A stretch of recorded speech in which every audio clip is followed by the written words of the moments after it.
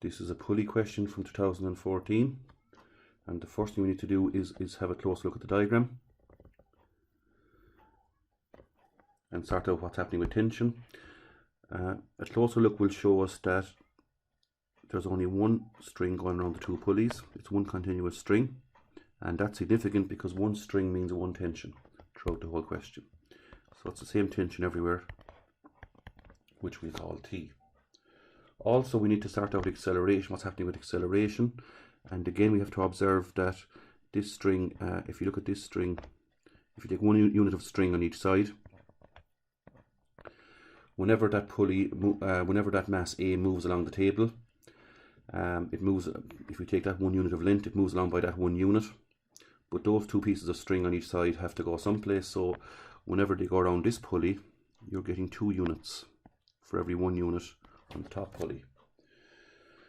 And that corresponds to 1 unit of acceleration for the top pulley, for the top piece of string here, which corresponds to 2 units of acceleration for the string attached to B.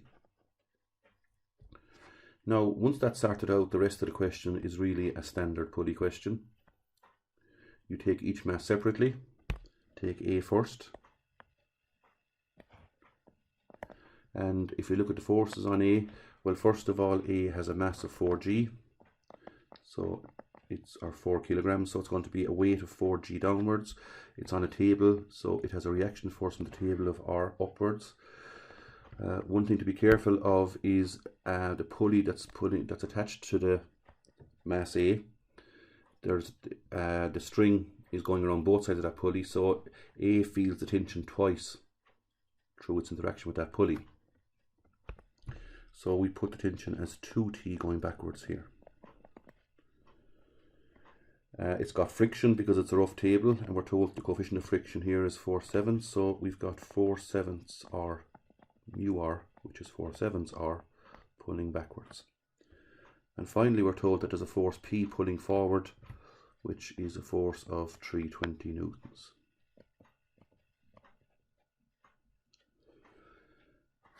And we'll put in the acceleration. We've already established the acceleration is A for the top pulley, and we're told that he's moving to the right. He's moving in the direction of P, so the acceleration is this way. And now you do your forces horizontally and vertically. Vertically, first of all, is the easiest. Well, A is not moving vertically, he's only moving horizontally, so up and down must cancel out. That means that R is equal to 4g. Now horizontally you have F equals ma. And in the tug of war horizontally, forward is winning, so 320 forwards minus 2t backwards minus 4/7r backwards. That's your net force, and that's equal to mass by acceleration, which is mass is 4 and the acceleration is A. And we can sub in R, which we've already calculated here at this stage. 320 minus 2t minus 4/7 times 4g equals 4a, and tidying up we get 320 minus 2t minus 4 fours is 16g/7 equals 4a.